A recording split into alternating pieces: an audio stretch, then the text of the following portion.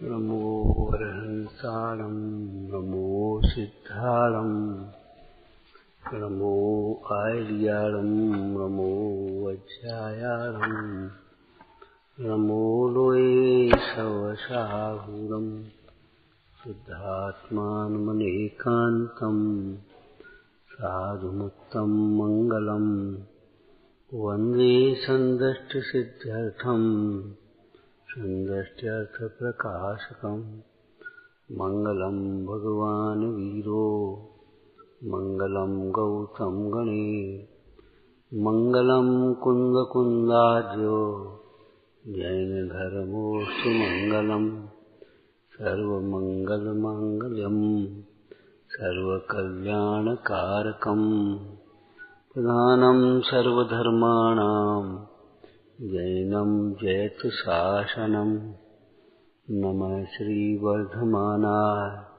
निर्धूतकलिलात्मने सालोकानां त्रिलोकानां यद्विद्यादर्पणायते अवर्गाय भव्यानां शुद्धये स्वात्मने पुनः वक्षेनियं सारस्य वृत्तिं तात्पर्य संगकाम।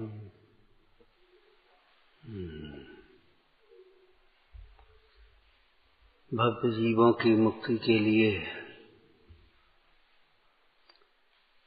और अपनी परिणति की शुद्धि के लिए मुनिराज पद्म प्रमलधारी देव कहते हैं, मैं इस नियमसार ग्रंथ की तात्पर्यवर्ती टीका लिख रहा हूं। तात्पर्य क्या हुआ?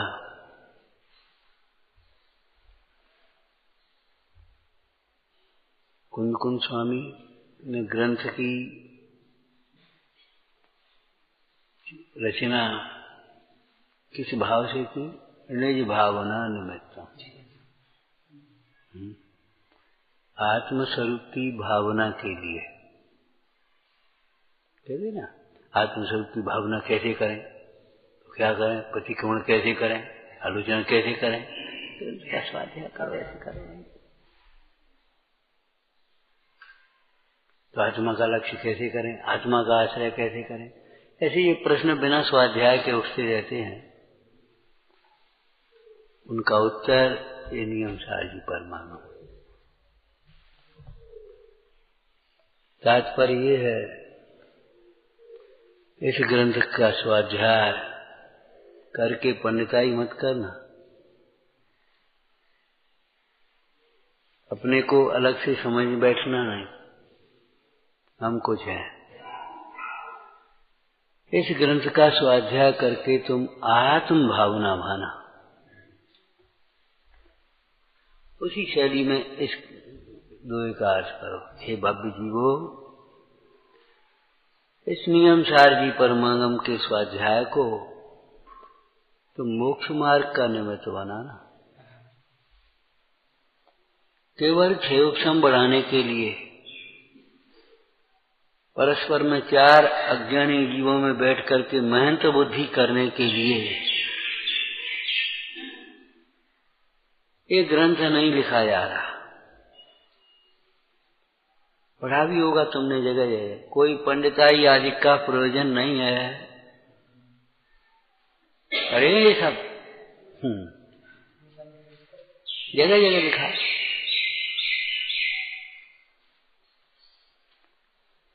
कि चार अज्ञानी जीवों में बैठ करके महंत बुद्धि करता है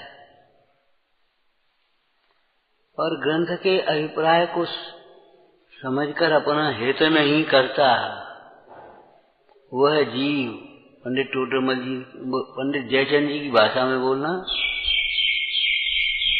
उस जीव के तो प्राप्त ज्ञान भी नष्ट हो जाता है। अष्टपाव टीका में पढ़ना। जो जिनागम का अभ्यास करते हुए अपना हित नहीं करता, अपनी विशुद्धता नहीं बढ़ाता, मात्र 5 अज्ञानी जीवों में बैठ करके मेहनत बुद्धि करता है, उसके तो प्राप्त ज्ञान भी नष्ट हो जाता है। इसलिए पंडित जी की भाषा बोलो, जयचंद जी। इसलिए जहां तक अपना बल चले निरंतर अभ्यास करते रहे ना। काय का? इस तत्व ज्ञान का, वेद ज्ञान का अभ्यास करते रहे ना, अपनी शुद्धि को बढ़ाते रहे ना।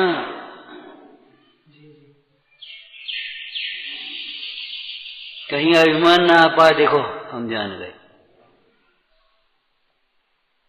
जल्दी जल्दी पढ़ा, जरा ज्ञान के अभिमान वाले जीवों को पढ़ते हुए देखा कभी?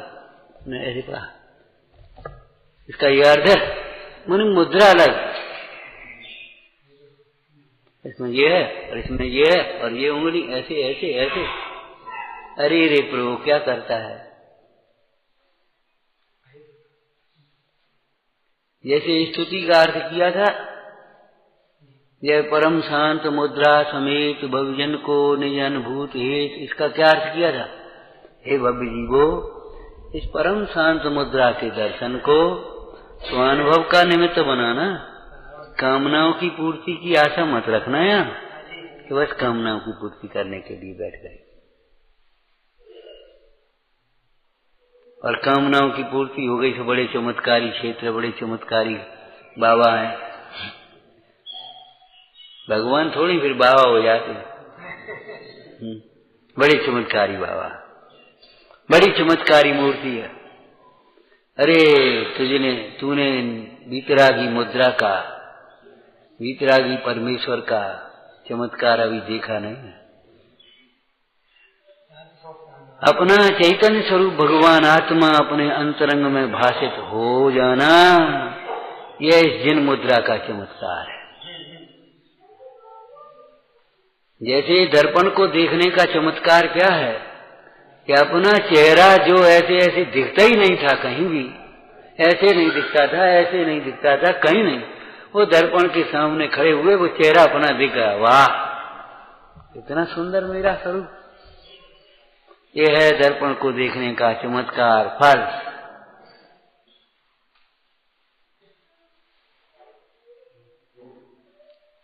शास्त्र अध्ययन करने वाला अध्ययन भी नहीं करते, उनकी बातें बहुत दूर हैं, अपना समय खोते रहते हैं इधर उधर की बातों में बैठे बैठे हैं। जरा कोई आयोजनों में अपने काम कर लिए, बाल बच्चों के तो अधिकांश यही हाल है। आयोजन हुए तो उन्हें अपने ये डेकोरेशन कर ली, वो कर ली और ये कर ली। स्वाध्याय में कहो तो पता पड़ा, कहो नहीं पता पड़ा। खाने पीने की व्यवस्था में लग गए, इधर उधर लग गए, इसमें लग गए। अरे रे प्रभु, अध्ययन नहीं करते 2-4 घंटे, उनकी बात क्या कहें। लेकिन शास्त्रों का अध्ययन करना ये भी ऐसा है, क्या कहें बोलो।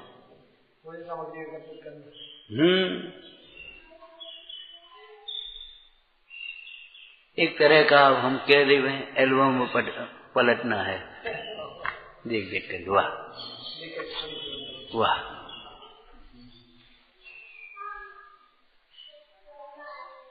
चित्र कथा पलट लेना है। वाह, पढ़ते शास्त्र स्वाध्याय करना, दर्पण देखना, दर्पण देखने के समान। आपको कहा था ना, शास्त्र स्वाध्याय में हैं, शास्त्रों के माध्यम से स्वयं को पढ़ा जाता है। अरे ऐसा दोस्त तो अपने में है, अरे ऐसा गुण तो अपनी परिणति में प्रकट करने का है। क्या करता है, क्या गंदी आदत कर रही, नाक में अंगुली डाल। समझदार बालक, उससे कुछ नहीं कहा, उसने देखा अरे ये तो मैं भी गलती करता हूं, वो समझ गया, डांटा पाने उसको।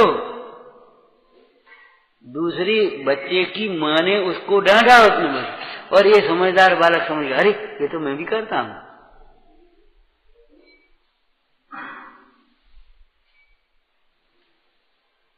समझदार व्यक्ति दूसरों को ठोकर खाकर गिरते हुए देख करके ही समझ जाता है, क्योंकि मूढ़ व्यक्ति स्वयं ठोकर खाकर के भी पत्थर को दोष देता है।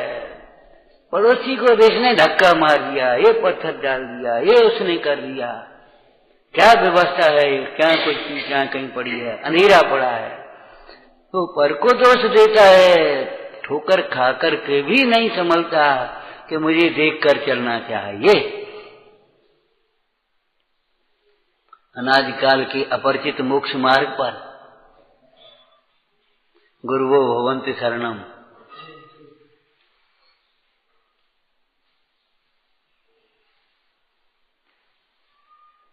आगम रूपी दीपक को आगे रख करके करो। प्रवचन मन दीप जो उनके आगे आगे। लेकिन दीपक हो चाहे गुरु हो, जब तक तू स्वयं देख करके नहीं चलेगा तो क्या होगा। उस दिन बैठे एक अन्य दर्शन की चर्चा कुछ आई थी, तो एक प्रवर्तक हुए अच्छपाद, जानते हो हैं? अच्छपाद का दर्शन है, समझ में नहीं आई। हमने कहा क्यों, ये अच्छपाद का क्या अर्थ है भैया? रुक गया। इतने अध्ययनशील थे, जब देखो तो पढ़ो, जब देखो तो पढ़ो। चलते चलते भी लोग बच्चे पाठ करने लगते, चलते चलते पाठ करते हैं, जल्दी पढ़ते रहते करते ना, तो उनको इतनी धुन थी, पढ़ते चलते आ रहे, पढ़ते आ रहे किताब। एक गड्ढे में गिर गए, गड्ढे में गिरे तो कोई बात नहीं, बेचारे घबराए, तो पर किसी ने पकड़ा, निकाल करके दे दिया। देवता बोले कोई होगा वहां, बोले भैया हम तुम्हारे अध्ययनशीलता से बड़े प्रसन्न हैं, वरदान मांगो। बोले क्या मांगे वरदान, हमको नहीं, हम तो अध्ययन आनंद आता, हमको कोई क्या विलासा है। बोले देखो हम आए हैं, एक वरदान तो हमारी इच्छा पूर्ति, हमारे ही मन से मांग लो, हमारी मन भरने के लिए, हमारी बात खाली मत करो। बोले भाई ये अध्ययन अगर तुम्हें वरदान ही देना है तो 2 आंखें पैर में और लगा दो, सुबह चलते देखती रहेंगी, गड्ढे में गिर गए और इन आंखों से पढ़ते रहेंगे। जी भगवान,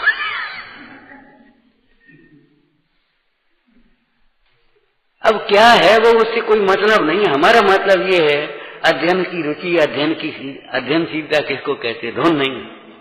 अच्छी किताब तुमने पढ़ी कभी? अगर कोई बीच में आ जाए, रोटी की भी कह देवे तो गुस्सा चढ़ती, तुम हटो यहां से, बीच में आके खड़े हो जाते हो। हम तो 10 बार भुगतते,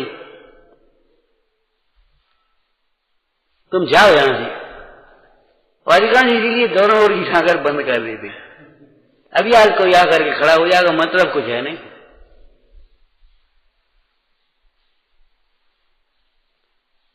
रुचि किसको कहते हैं? समर्पण आता है, वहां भीतर का उल्लास आता है। एक अच्छा अध्ययनशील व्यक्ति, साहित्य का रुचकार जा रहा था, तो पुस्तकें बिक रही, एक पुस्तक उसको दिमाग पर आई, निगाह पड़ गई, तो वहां खड़ा हो गया, देखने लगा, पैसा थे नहीं। उसने अपना कुर्ता उतारा, रख दिया उसको, एक मुझे पुस्तक दे दे भैया, मैं अभी बाद में पैसे लेकर के जाऊं। कुर्ता रख दिया, पैसा लेकर चला। ये दृष्टांत केवल इसलिए जैसे आते हैं कि तुम्हें कुछ है, कमीशन मिल जाता के बाद देखा, छूट हो तब देखा, छूट हो तब देखेंगे, ताजे अपने ले लेंगे बस।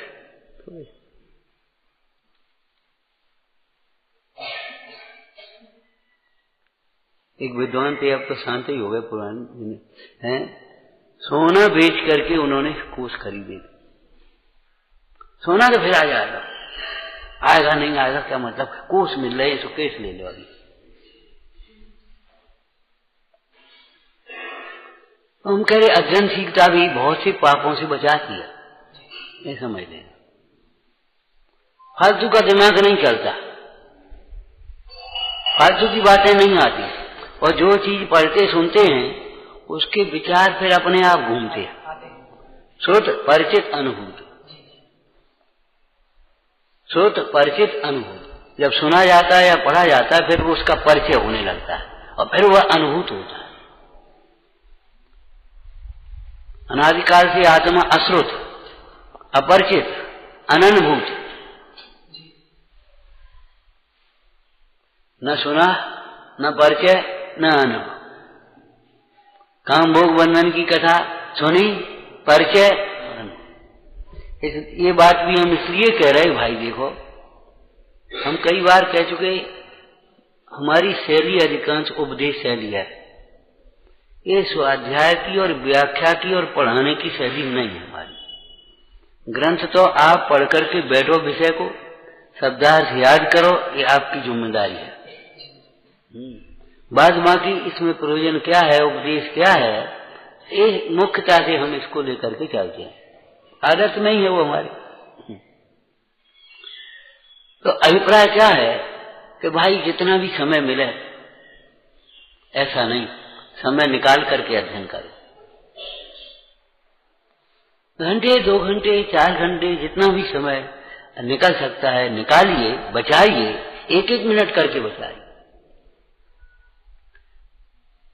कभी आपने देखा है गरीबी में, गरीबी का अनुभव है जिनको है उनसे देखना, जब कोई बड़ा काम करना होता है 1-1 रुपये जोड़ते, एक फलाना काम करना, फलाना काम, जरा जरा जोड़ करके फिर वो इकट्ठे करते। ऐसे अपना समय जोड़ो, इसमें 5 मिनट बच सकते हैं, इसमें 2 मिनट बच सकते हैं, इसमें 10 मिनट बच सकते हैं। आपको बताया था जैसे 5 रुपए की चीज कोई 15 रुपए में खरीद लाए, ठगाया कि नहीं ठगाया? ऐसे 5 मिनट का काम जो 15 मिनट में करता है, इधर खड़ा उधर खड़ा, ये खड़ा वो खड़ा, तो ना हवा व्याल करेंगे, वो अपने आत्मा को ठगता है, समय रूपी धन को बर्बाद करता है। समय मिलेगा नहीं, काम कुछ है नहीं और समय है नहीं, ऐसी दशा है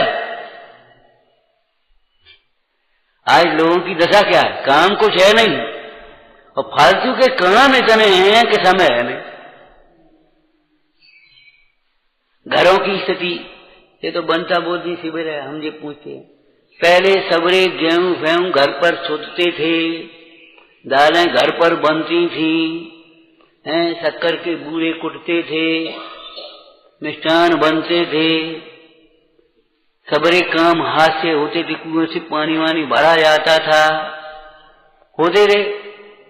और तब भी चकिया चलाते तमाम बातें याद कर लेती। और आज स्वाध्याय की टेम ही नहीं, कहे इतने काम कुछ है नहीं। अब बताओ, रेडीमेड सबरी चीजें, उन घरों को तो धिक्कार है। और हमने कल कहा था ना, महिला को गृह स्वामिनी क्यों कहते बनी साहब? स्वामिनी की आज्ञा के बिना भीतर कोई घुस नहीं सकता। अरे हमारे घर में रात्रि भोजन नहीं, निकलो बाहर, हटो यहां से, हमारे घर में ये अवश्य नहीं आएगा, ये हमारे घर में, हमारा घर। गृह स्वामिनी का मतलब ये है।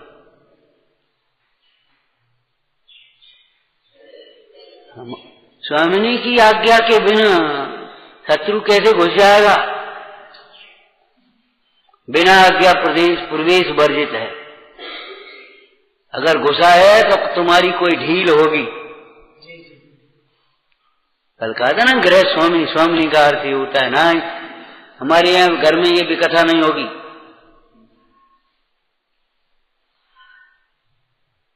एक बुजुर्ग धर्म प्रेमी स्वाध्यायी महिला, अंतिम समय, स्वास्थ्य खराब, आए देखने आए, भाई जी कैसी हो?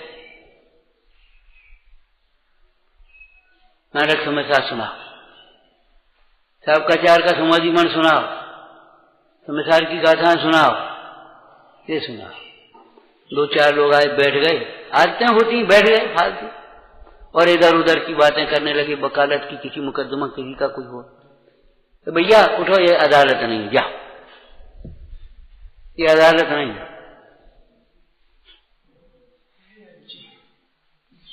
निरंजन की कथनी सुनाओ मुझे, न कुछ और बतियां बताओ मुझे।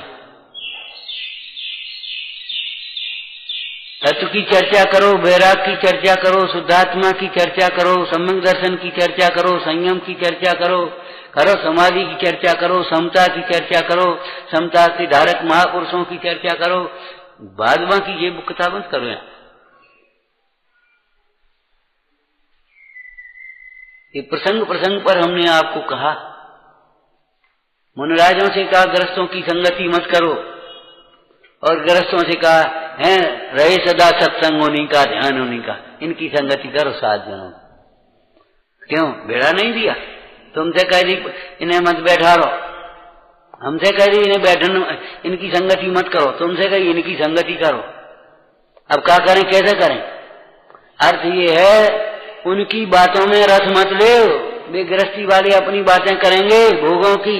महाराज जब लड़की को ब्याह होगा, या को फलाना होगा, या की नौकरी लग गई, या को ऐसा होगा, ये बातन में रस मत ले, मौन हो जाओ, अपने लग जाओ अपने काम में। और 7 जनों की संगति करो का मतलब ये है 7 जनों के पास जाकर इधर उधर की बातें मत पूछो। महाराज हमारा व्यापार,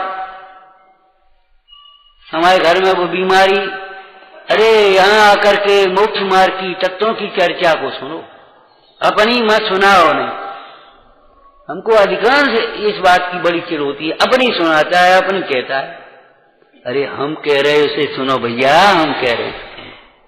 टोटोमल जी ने कहा तुम जो उपाय करते हो वे झूठे हैं, विचार करो, अगर भाषित होता है तो हम जो उपाय कहते सो। अपनी कहने आएंगे, अपनी सुनने आएंगे। अरे सुनने के लिए आओ, सफाई देने मत आओ, सुनाने मत आओ। हम सुधार करेंगे, अरे हम देखेंगे, ये तो हम चाहते ही हैं।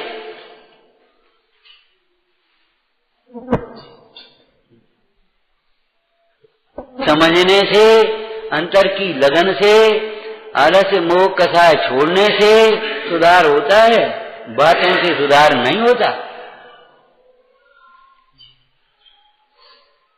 समझ में आया ना? समझेंगे, आलस्य प्रमाद कसाय छोड़ेंगे। आलस्य प्रमाद कसाय है एक ही सी बातें, आलस्य प्रमाद। ये अहंकार छूटेगा, अपने आप सुधर जाएगा, वाणी भी सुधर जाएगी, चेष्टाएं भी सुधर जाएंगी, सब खान पान सुधर जाएगा, सब सुधर जाएगा।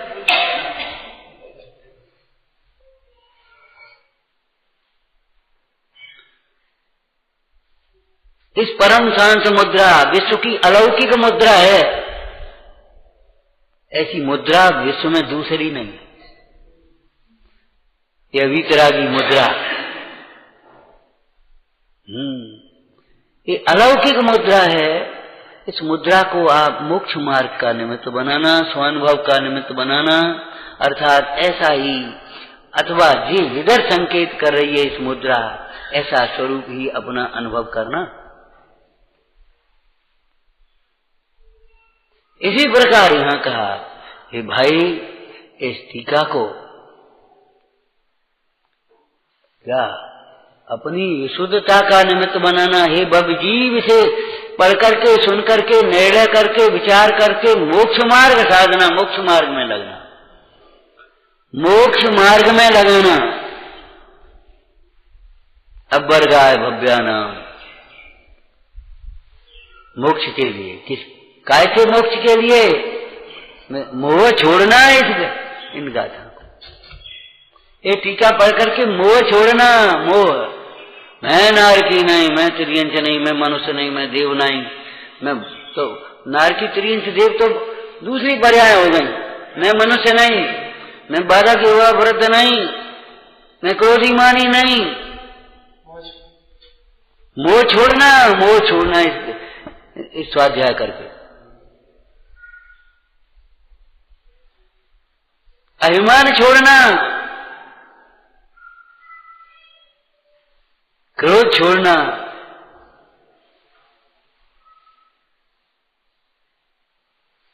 मैं क्रोध नहीं, मैं मान नहीं, मैं माया नहीं, मैं लोभ नहीं।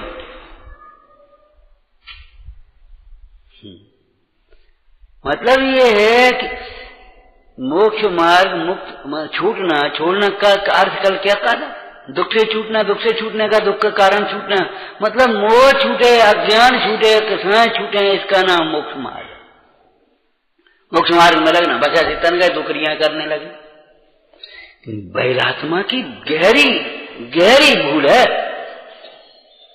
हमने आपको कहा ये मिथ्यात्व एक ही प्लस पॉइंट है, वो भीतर आत्मा को नहीं छू पाया। आत्मा के समीप पहुंच जाओ तो वो निकल पाएगा, नहीं तो नहीं निकलेगा। इतना गहरा कांटा घुसा है, इतना सा रह गया बस। और किसी उपाय से मोह का भाव होना संभव नहीं। आत्मा को जाने बिना जहां जाओगे वहां मोह होगा। ये हमारी सीट, ये हमारा चबूतरा, ये हमारा आसन, ये हमारी चौकी, ये हमारी कमीज ही नहीं। हाँ, कमीज तो ठीक है, वो कमीज छोड़ नहीं पहन रहे तुम। ये हमारा आसन, ये हमारी चौकी, ये हमारा पद, ये हमारा शिष्य, ये हमारा कमरा, ये हमारी गोवा, ये हमारा पद। का रचो पर पद में न तीरो पद, ये क्यों दुख है? ये हमारा पद, ये हमारा वेश, ये हमारी क्रिया। क्या करें हम अपनी क्रिया? तुम अपनी क्रिया पहचान डाले भले आदमी, तुम जानते हो अपनी क्रिया क्या है। सतरूप अहेतु ज्ञप्ति ही जिसकी एक क्रिया है। हे भव्य जीवो, इस स्वाध्याय को, इन टीकाओं को पढ़ करके तो मोक्ष मार्ग में लगना, मोह छोड़ना।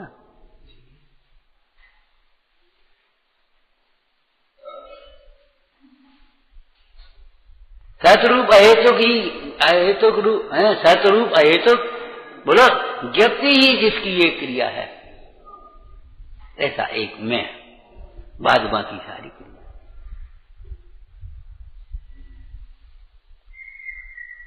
सतरूप अहेतुक ज्ञप्ति रूप क्रिया को पहचानने वाला, सतरूप अहेतुक गैर भाव को पहचानने वाला, ज्ञान स्वभाव को जानने वाला जीव, उसकी कैसी क्रियाएं होती हैं वो चरणानी वो बता रहा।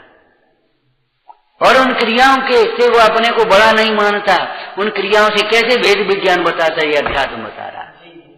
ये है अध्यात्म।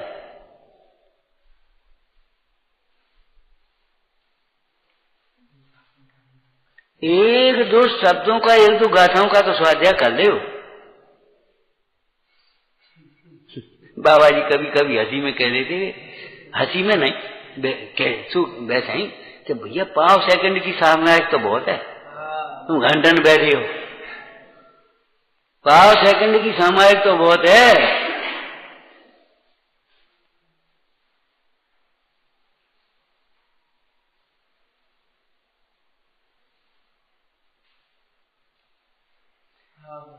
मैंने मोह को छोड़ना है। बोलो काय के लिए? दीपक काय के लिए? अंधकार को मिटाने के लिए तो है। बच्चों के लिए खिलौना है। उजाले में तुम दीपक ऐसे रखो, उससे क्या मतलब निकलेगा? दीपक तो अंधेरे में वस्तु देखने के लिए था। ऐसे ये शास्त्र मोह के अंधेरे को दूर करके अपना शुद्धात्म स्वरूप देखने के लिए, आगे बोलो, बस रुक गए। भाने के लिए, ध्याने के लिए है, अकेले देखने के लिए ही नहीं, भाने के लिए, निज भावना निमित्तम। इसीलिए सम्यक ज्ञानी जी भी इन शास्त्रों का स्वाध्याय करते हैं।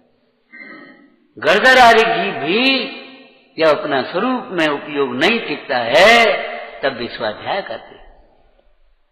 ज्ञान ध्यान तपोरत तपस्वी स प्रशस्यते।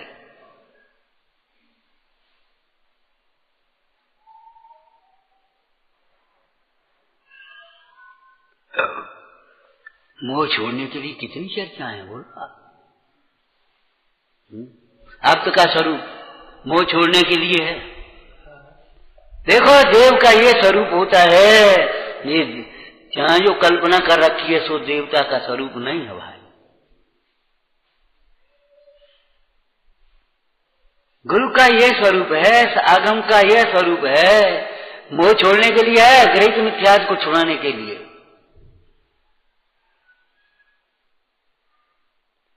जीव जीवात तत्वों का स्वरूप बोलो, मोह छोड़ने के लिए ही तो है। क्या ये मेरा स्वरूप है, ये नहीं है।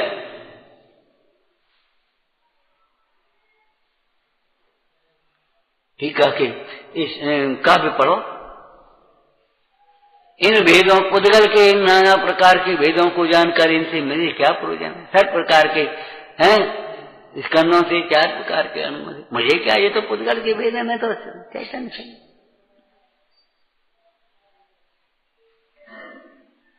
कदम कदम पर एक एक पंक्ति में भेद ज्ञान हो।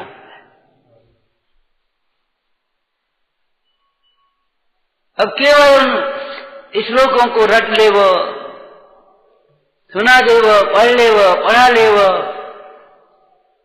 और बस अभिमान में फूले फिरो, हमें कुछ आता है, हम कुछ जानते हैं, हमें कोई पूछता नहीं है। अरे रे प्रभु, ये बातें ठीक नहीं है। ये मोह को छोड़ो। आत्मा को जाने बिना जहां जाएगा वो वहां मोह होगा। जो करेगा उसमें मोह होगा, जो करेगा।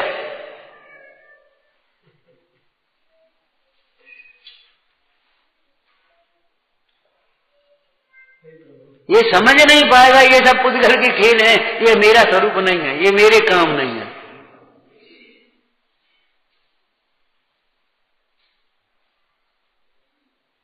और उन कामों को जरा जरा ऐसे कर लेगा थोड़ा सा, हाँ मैं कुछ धर्मात्मा हूं देखो, और ये लोग ऐसा करते हैं, ये लोग ऐसा करते हैं, और मैं देखो ऐसा करता हूं। क्या है ये? मोह है। तुम क्या करते हो, जी क्या करते हो, तुझे होश है? होते हुए को करते हो कि होते हुए को जानते हो कि होते हुए से निरपेक्ष रहते हो? बोलो क्या करते हो? हम ये करते हैं, हम ऐसे करते हैं, और ये लोग ऐसा करते हैं, ये लोग ऐसा करते हैं। क्या ईमान के पहाड़ पर चढ़े हो? एक दफे जिनेंद्र भगवान के चरणों की शरण में आया, तब पता पड़ा कि हम क्या करते हैं। ऊंट पहाड़ के नीचे आया तब पता पड़ता हमसे कुछ ऊंचा है कोई। ऐसे इस शैली में हम ये कहते हैं, एक बार भगवान के चरणों में आ तो जा, तब पता पड़े। देखो तो सही क्या पता पड़ा।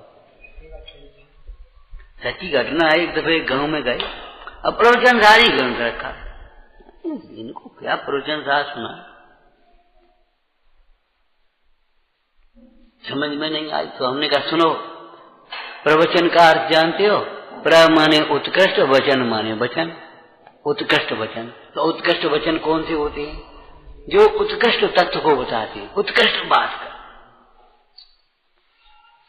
उत्कृष्ट मार्ग को बताते हैं, वे प्रवचन कहलाते हैं। उस विश्व में सबसे उत्कृष्ट तत्व शुद्ध आत्मा है, और उत्कृष्ट कार्य शुद्ध आत्मा की आराधना, और उसका उत्कृष्ट फल है मोक्ष। ठीक है ना? अब इसको आत्मा को, आत्मा की आराधना को और मोक्ष को बतावे, वे वचन उत्कृष्ट वचन होते हैं।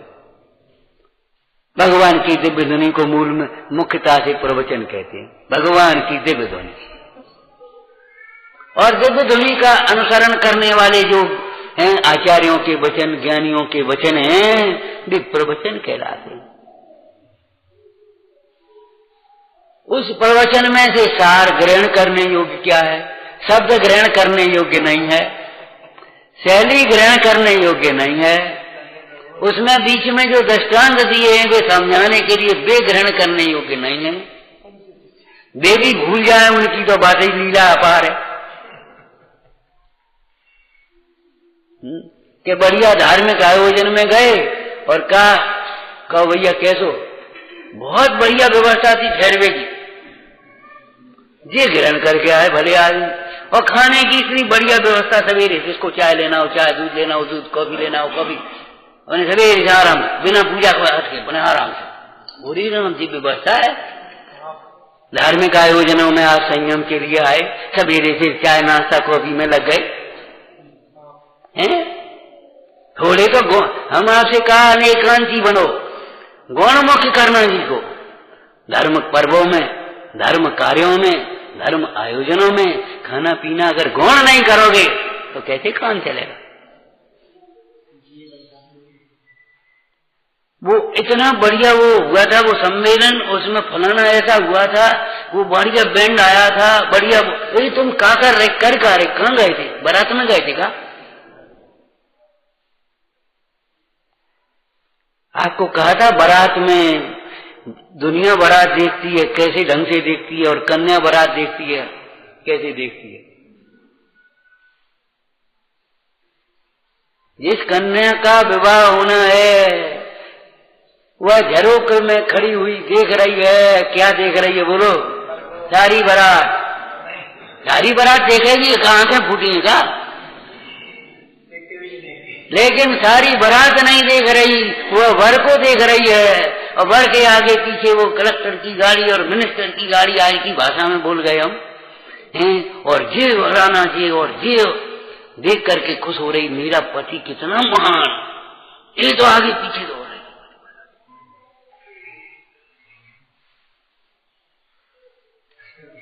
जिसके लिए ये समोसरण रचा गया वह तीर्थंकर परमेश्वर कैसे महान होंगे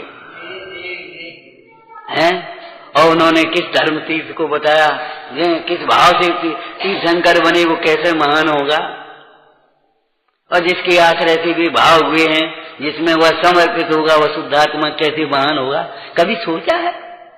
बारात देख रहे, बारात कितना बढ़िया हाथी, कितना बढ़िया घोड़ा। अरे देखो वो कलेक्टर की गाड़ी निकल गई, अरे ये मंत्री की गाड़ी निकल गई, ये फलाना आ गया, ओ राजपाल भी आ गया। और उसको कुछ नहीं दिख रहा, जितना भी दिख रहा है वो सब पति के लिए, पति में अंतर। वाह, कब देखोगे ऐसे? कब देखोगे? स्वाध्याय दर्पण देखने के समान। और दर्पण आप भले देख करके आए, लेकिन अगर आपका चेहरा गंदा है, जा पहले शीशे के सामने शक्ल देखो।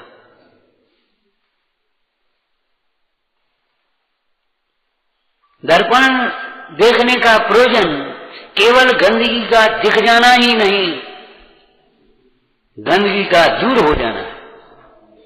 दर्पण देखने का फल केवल चेहरे पर लगी गंदगी दिख जाना है, चेहरे पर लगी हुई गंदगी केवल दिख जाना नहीं, गंदगी मिट जाना है। ऐसे रागाधिक भाव जो जीव की परिणति में अनादिकाल से लगे हैं, उनका ज्ञान हो जाना ही केवल स्वाध्याय का फल नहीं, स्वाध्याय का फल उन रागाधिक भावों का अभाव होना है।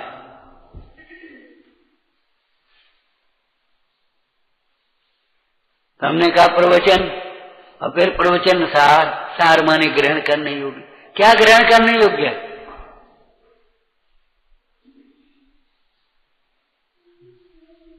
क्या ग्रहण करने योग्य है? शब्द ग्रहण करने योग्य है, वह वक्ता की मुद्रा ग्रहण करने योग्य है क्या? बोलो। पंडित राजमल जी की भाषा बोलना।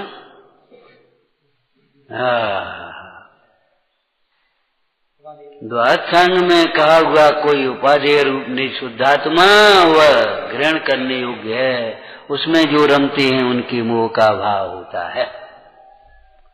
हमने कहा प्रवचन सार का अर्थ समझ में आ गया। प्रवचन सार का अर्थ है शुद्धात्मा।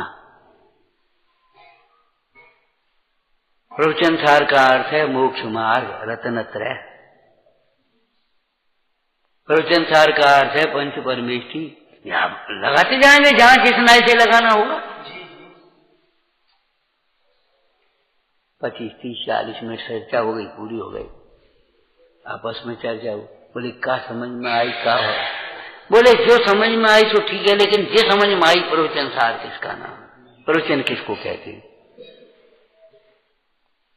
इसलिए हम आपसे कई बार कहते हैं केवल कुछ विषय तैयार करके बोल देना ये प्रवचन नहीं है।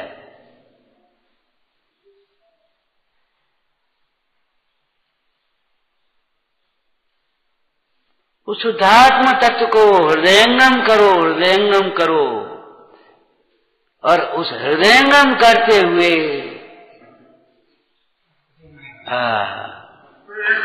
भव्य जीवों के प्रति करुणा भाव होने पर अथवा उनके भागनवश तेज भाव होने पर जो कुछ उन संतों के मुख से निकल जावे वो सब प्रवचन कहलाता है।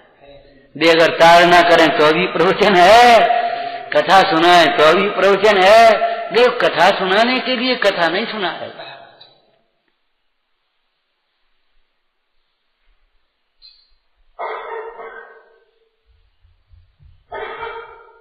अब वर्गाय भव्याय नाम, हे भव्य जीवो, इस टीका को पढ़कर, इस टीका का स्वाध्याय करके मोह को छोड़ना। अमृतचंद स्वामी ने तो सीधा ही सीधा लिखा ही दिया, बोलो लिखा दे नहीं, त्यजत जगदानी मोह माजन मलिनम, अनादिकाल के लगे मोह को अपना तो छोड़, अब तो छोड़ो। लेकिन बढ़िया संगीत में अपना वो बन गया और बस लगा दिया। अब वो बोल रहा है, अपन चाय पी रहे आराम से, अपन क्या करना। हमारे यहाँ सवेरे इस कैसेट लगा दीजिए। अरे कैसेट तो लगा देते, बहुत अच्छी बात है, बेकथा नहीं करते सवेरे से, लेकिन उस कैसेट पर उपयोग भी तो लगा, उस कैसेट पर उपयोग भी तो लगाओ भाई।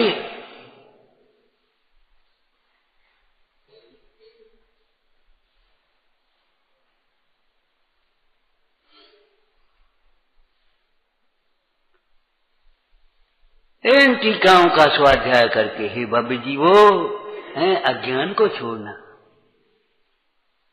विपरीत विकल्पनाओं को छोड़ना, विपरीत कल्पना या विकल्पनाओं को छोड़ना। ये अटकलें लगाने की जो आदत है वो अच्छी नहीं है। आगम के अनुसार विचार करो, आगम के अनुसार विचार। जब आगम के अनुसार विचार करोगे तो आगम के अनुसार तुम्हारा आचरण होगा, अपने आप आगम के अनुसार आचरण होगा तो तुम्हारी परिणति विशुद्धता की ओर बढ़ती जाएगी। बांटन हरे को लगे जो मेहंदी को रंग, ये चर्चा भव्य जीवों के लिए लिख रहे ना, और इसमें चिंतन करते हुए, विचार करते हुए जो लिखा जा रहा है न, लिखने में कैसा आत्मा का क्या काम है? पर्यार्थक नहीं से बोलो, अशुद्ध नहीं से, अरे तो मर्जी का बोलो। अच्छा तुम लिख के बताओ, तुम लिखो इसको, तुम नहीं लिख पाओगे, कैसे नहीं लिख पाओगे? लिखने में क्या निमित्त होता है? ज्ञान राग तो मेरो मिलो, लिखनो करनो तन को बनो, कागज मसे अक्षर का, लिखिया ग्रंथ प्रकाशन हार। वस्तु स्वरूप का प्रकाश करने वाला, मुख्य मार्ग का प्रकाश करने वाला यह ग्रंथ लिखा गया। कैसे लिखा गया? कि ज्ञान राग तो मेरो मिलो। अब जब तुम्हें ज्ञान नहीं तो तुम कैसे लिख दोगे? और उस प्रकार का भाव नहीं है तो लिख कैसे दोगे?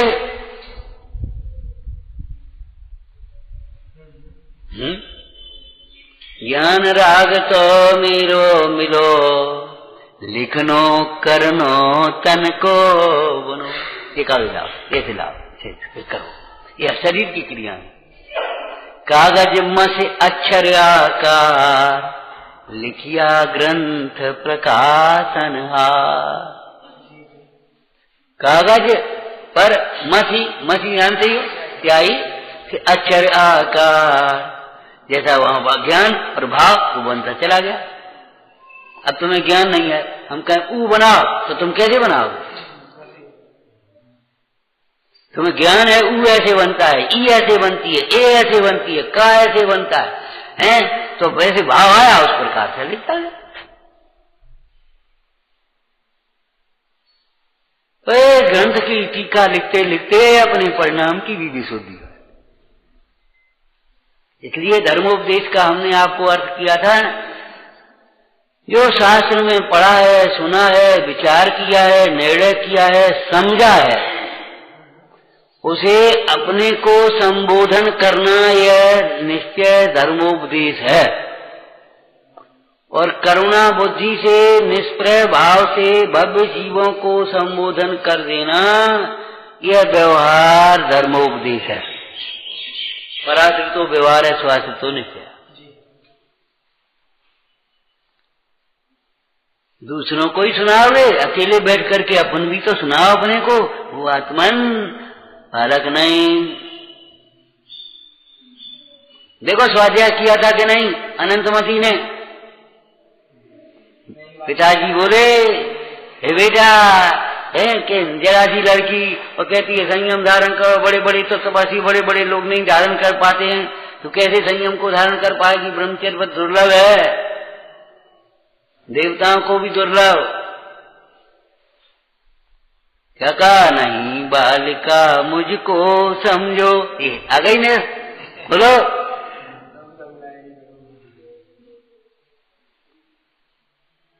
किसके बल से धारण किया? इतनी छोटी उम्र में, जिस उम्र में बाल बच्चे विवाह के सपने देखते हैं, न जाने काय काय के सपने देखते हैं, इधर उधर की कल्पनाएं करते हैं, उड़ते हैं हवा में। उस अवस्था में ये ब्रह्मचर्य धारण करने की बात कहां से आ गई, कैसे आ गई? और सहज भाव से लिए गए। पिताजी ने कहा, बेटा तू भी व्रत ले ले। बिना कही 8 दिन अष्टांग का गुड्डा गुड़ियों का खेल का खोलती, तू भी ब्रह्मचर्य व्रत ले ली। और ले लिया। उसके बाद में वो परमानेंट हो गया। व्रत को लेना और छोड़ना हंसी खेल का काम नहीं। रुचकर वस्तु बेटे बच्चे के लिए हाथ में आ जाए, छुड़ा के बताओ तब पता पड़े। छुड़ा के बताओ।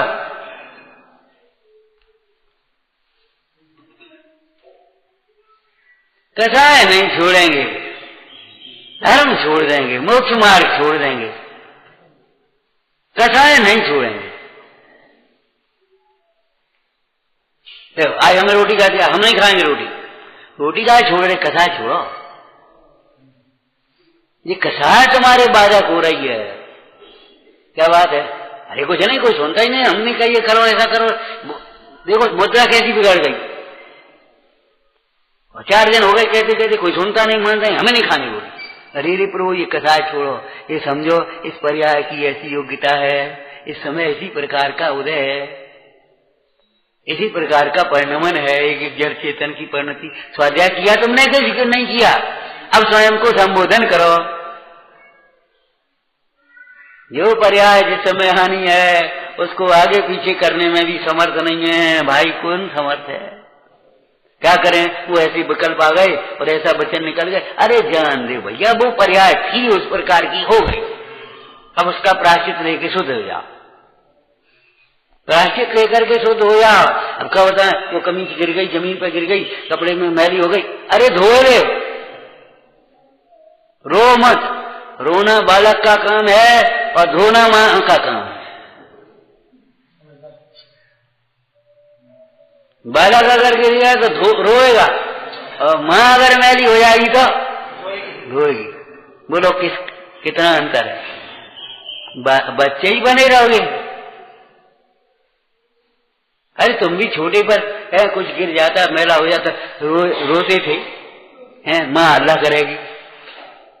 लेकिन अब बड़े हो गए, अब भी कदाचित गिर जाए तो अब रोने बैठोगे? रोने बैठोगे कि धोने बैठोगे? ये बताओ।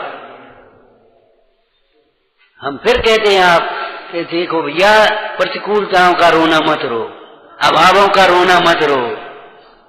कितने रोने जीवन में रोते रहते हो, शिकायतों की दुनिया में जीते हो। प्रतिकूलताओं का रोना मत रो, अभावों का रोना मत रो। ये नहीं है, ये नहीं है, ये नहीं है। अरे जो है उसका सदुपयोग करो। कर्म उदय का रोना मत रो। क्या करें, हमारी पाप का उदय हमारा, अरे है तो कितना पाप का उदय है, अभी तुमने देखा नहीं। कोई तुम्हारे तिल तिल करे दे के खंड कर रहा है, बोलो क्या पाप का? जरा बुखार आ गया, जरा तुम्हारी ये हो गई, जरा दर्द हो गया, जरा वो, अरे ये कोई पाप के उदय हैं? कजू नहीं है। इतने छोटी बातों में तुम जरा जरा से अटकते हो कि पाप का उदय, पाप का उदय। पाप के उदय तुमने देखे? नारकियों को देखो, त्रियंचों को देखो, तमाम मनुष्य दरिद्रता से पीड़ित देखो, रोगी देखो, इधर उधर देखो तो जाकर के पाप के उदय दुनिया में। तो तुम्हारे लिए कौन दुख है? तुम्हारा क्या पाप का उदय?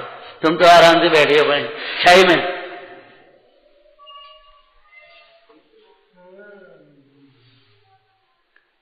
मैंने उदय का रोना मत रो, क्षय उपशम का रोना मत रो। क्या करें, हमें बुद्धि नहीं है, हमें अकल नहीं है, हमारे ज्ञान नहीं है, हमारी बुद्धि नहीं है। अरे बहुत बुद्धि है, ज्यादा की होशियारी छोड़ दो, मायाचारी छोड़ दो।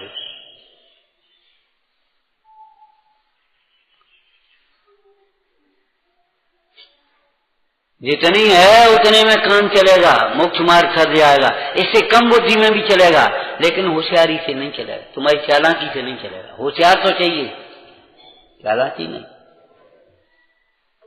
बुद्धि नहीं है, बुद्धि नहीं है तो दुनिया के बहाने काहे से बनाते हो?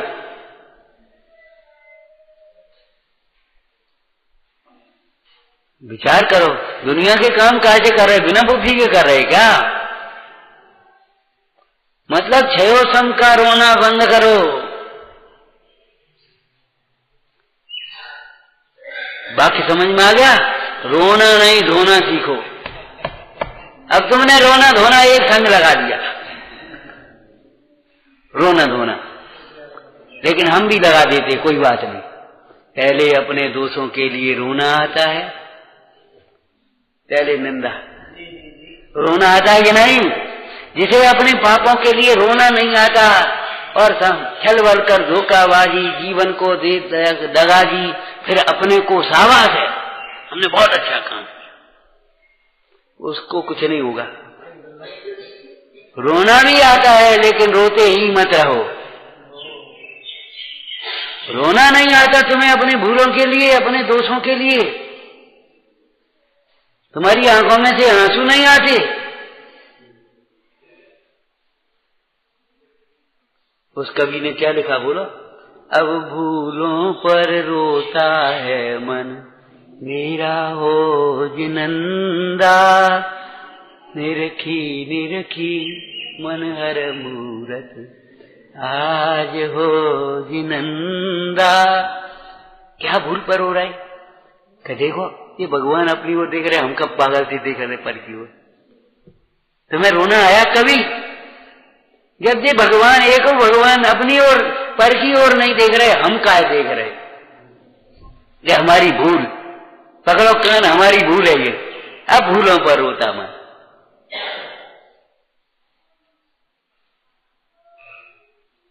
जब भगवान ने ये परिग्रह छोड़ा, हम काहे के लिए परिग्रह के लिए मचल रहे? इच्छाओं की पूर्ति के लिए मत। भगवान ने इच्छाओं निरोधस तपस्या किया। वे हाथ पे हाथ धरे बैठे, हम क्यों कर्तव्य का बोझा लिए बैठे, अहंकार लिए बैठे? भूल नहीं है। अब भूलों पर रोता है मन। भूल हो गई, भूल हो गई। अरे तुम्हें अकल है कहीं? क्या भूल हो गई यही पता नहीं, इसलिए भगा दे। बाबा वो क्षमा करो, गलती हो गई। अब पता है ही नहीं गलती क्या हो गई, दूसरे दिन फिर अपन कर रहे वही गलती, इसलिए कहते जाओ भगो नहीं। इसलिए कहते सुना करो, समझा करो। बिना समझे गलती की क्षमा कैसे मांगोगे? उस क्षमा से तुम्हारा दोष कैसे दूर होगा? बोलो, पहले समझो तो क्या गलती हुई है, अभिप्राय संबंधी इसमें क्या भूल है, परिणाम संबंधी क्या भूल है, क्रिया संबंधी क्या भूल है, क्या क्रिया संबंधी गलती हुई, क्या इसमें अभिप्राय संबंधी भी भूल है?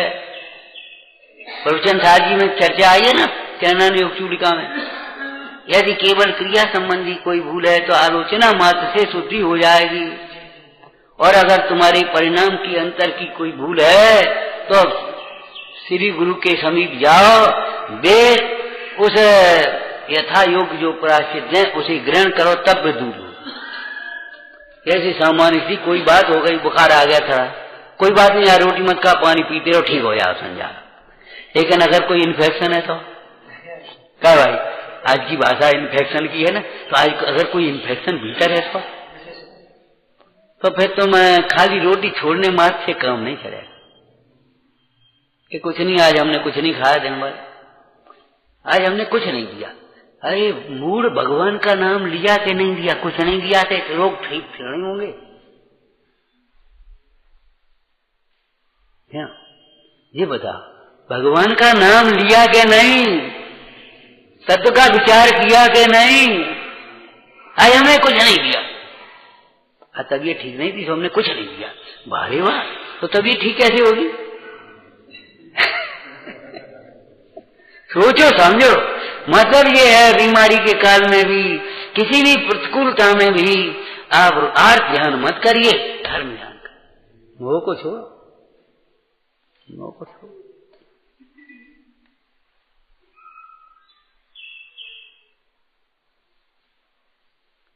लौकिक में ये बात सच्ची है कि नहीं? बोलो, सामान्य बात है, कोई बात नहीं, जरा सा ये सोन नमक का चूरन ले लिया, हर ले ली, चलो भाई ठीक हो गए। लेकिन अगर कोई भयंकर भीतर कुछ रोग होता है तब कुशल वैद्य के समीप जाकर उसके यथा योग्य उपचार करते हैं, तभी वह रोग मिटता है।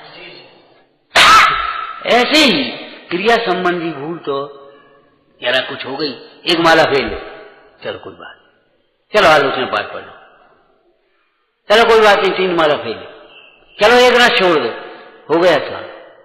लेकिन अगर तुम्हारी परिणाम अभिप्राय संबंधी भूल है तब फिर तो ऐसे हल्के से नहीं चलेगी, हल्के से नहीं चलेगी। पढ़ो प्रवचन जी चरणानी उपचूड़िका में लिखा है, उनसे जाकर के निष्कपट भाव से आलोचना करे, उन दोष के निवेदन करे, तब वे शुद्धात्म आचरण के अनुकूल जो प्रायश्चित देवें उसे वैद्य के द्वारा दी गई औषधि के समान, कड़वी है कि मीठी है जाते कुछ मतलब नहीं है, हितकारी है? कड़वी है कि मीठी है इससे थोड़ी है, वैद्य के द्वारा दी गई उस औषधि के समान उस प्रायश्चित को ग्रहण करे, तब वह दोष के अभाव को प्राप्त होता है। दोष का अभाव होता है, निर्दोषता।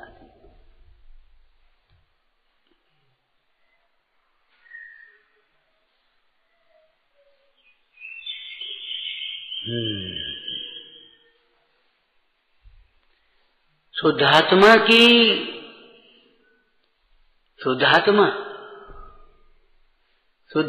की प्राप्ति कहेंगे, और शुद्धात्मा को भूल करके चल रही है परिणति में जो अशुद्धि, मलिनता, विपरीतता, उसके अभाव को कहेंगे।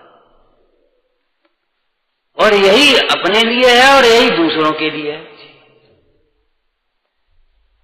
मां क्या करती है बता? स्वयं भी रोटी खाती, तुम्हें भी रोटी खिलाती, और क्या करती बता? भूख लगी है, हाँ बेटा भूख तो हमें भी लगी है और बच्चों को भी भूख लगी है, तो आप क्या करें बता? रोटी बना। तो मां स्वयं भी रोटी खाएगी और उन बाल बच्चों को भी क्या खिलाएगी बता? रोटी खिलाएगी। और जो भी आया उस समय, आ भैया भोजन कर लो, भोजन का समय है, रोटी खा लो। बताओ क्या करेगा? नहीं, अपन तो रोटी खाएगी और बच्चों को कहानियां सुनाएगी। अपन तो रोटी खाएगी और बच्चों को कहानियां सुनाएगी, और कोई आ जाएगा उसको कविता सुना देगी। क्यों? ये विधि नहीं है। विधि क्या है? स्वयं भी रोटी खाएगी, बाल बच्चों को भी रोटी खाएगी, और माँ आज तो बहुत चाची भूख लगी है, आओ बेटा रोटी खा ले। बुआ भूख लगी, क्या बेटा? माने जो कोई भी हो भूखा, सबके दूर करने का एक ही उपाय है। तो स्वयं आत्मा का अनुभव करेंगे और दूसरे सब जीवों को बोलो अनुभवत्तमेव सततम अनुभवम। कुछ समझ में आया? एक कहीं का है, एक कहीं का है, ध्यान रखना। सततम अनुभवम बोलो शुद्ध चैतन्य चिन्हम। बोलो बोलो क्या अर्थ है? सततम अनुभवम। हम निरंतर शुद्धात्म तत्व को अनुभवते हैं और अनुभवत्तमेव, उस शुद्धात्म तत्व को तुम भी अनुभव करो। क्यों? दुख से बचने का, मोह के अभाव का, मुक्ति का दूसरा कोई मार्ग नहीं है। नकल नकल यस्मात् अन्यथा साध सिद्धि, सुखी होने का कोई दूसरा उपाय नहीं। तो हे भव्य जीवो, भव्य हैं क्या? अब्बरगाय भव्य नाम का अर्थ क्या हो गया? ये सैद्धांतिक विषय हो गया ना। उपदेश शैली में इसका ट्रांसलेशन करो तो कैसे करोगे? हे भव्य जीवो, हे भव्य आत्मन हैं, तुम इस स्वाध्याय को मोह के अभाव का निमित्त बनाना, इसको छोड़ करके मोह छोड़ना।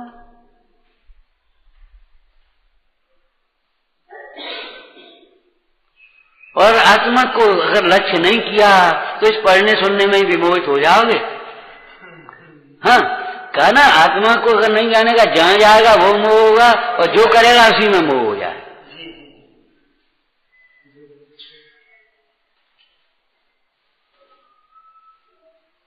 मोह की एक परिभाषा है, प्राप्त पर्याय में तन्मय पना है।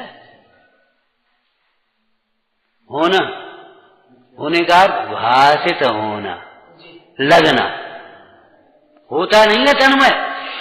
क्यों? अगर तन्मय हो जाए, प्राप्त पर्याय के साथ तन्मय हो जाए अगर द्रव्य, तो फिर बोलो पर्याय के अभाव, व्यय के साथ उस द्रव्य का भी व्यय हो जाए। एक कलई दीवार के साथ हो जाए, अब इसको कलई की भाषा पुरानी बोल रहे हैं, ये कलई दीवार के साथ हो जाए तो कलई मिटने पर दीवार ही मिट जाए। इसलिए कलई की कलई है, दीवार की कलई कहना उपचार है। कलई की कलई, दीवार की दीवार, दीवार की कलई नहीं और कलई की दीवार नहीं। और कलई की कलई भी क्या करें, अब कलई खोल दे हैं, कहते ना कलई खुल गई, पोल खुल गई। तो इस मोह की पोल तो खोलो, कलई की कलई खोलो तो खोलना भैया, कलई की पोल बोलो। अमृतचंद स्वामी ने तुरंत प्रश्न किया, कलई से भिन्न कौन सी कलई है जिसकी ये कलई है? इस कलई से भिन्न कौन सी कलई है जिसकी ये कलई है? जो बोरी में कलई रखी है वो बोरी की कलई की ये कलई नहीं है। जो बर्तन में भीग रही है उस कलई की ये कलई नहीं है। इस कलई, ये कलई किसकी है ये बताओ तो? ये कलई किसी की नहीं है, कलई कलई ही है। कलई की कलई भी नहीं रही, कलई ही करे, ये कलई ही है ना, कलई कलई ही है। गायक गायक ही है, गेयों का गायक, गायक का गायक, गेयों का गायक क्या गेयों के साथ तन्मय हुआ है? नहीं, गेयों का गायक ना, कैसे हो सकता है? गे भिन्न गायक भिन्न। अगर गायक गे रूप हो जाए तो जानेगा कौन? तो गायक का गायक, इस गायक से भिन्न कौन सा गायक है जिसका ये गायक है? वो अलग गायक है।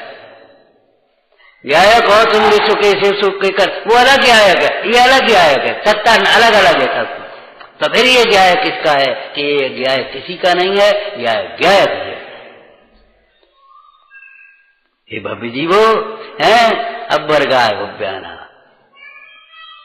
मोह के अभाव के लिए स्वाध्याय समझ में आया?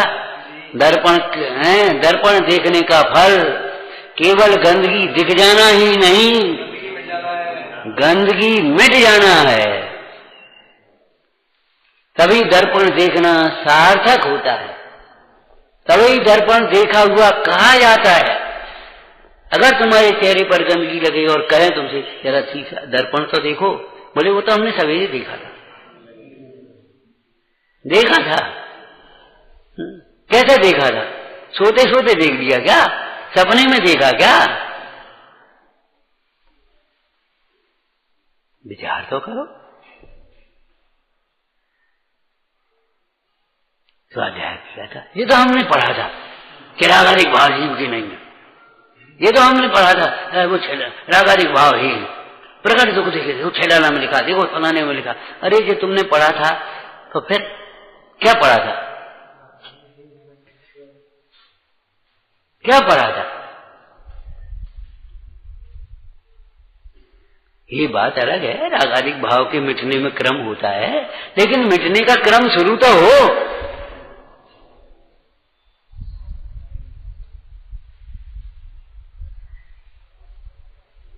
विचारना परमार्थ चारित्र की चर्चा है, नियम सारी है। समस्त व्यवहार चारित्र का प्रयोजन ही ये है, इसके अलावा दूसरा कोई प्रयोजन नहीं है। विचारना शोध स्वरूपी अविनाशी में आत्म स्वरूप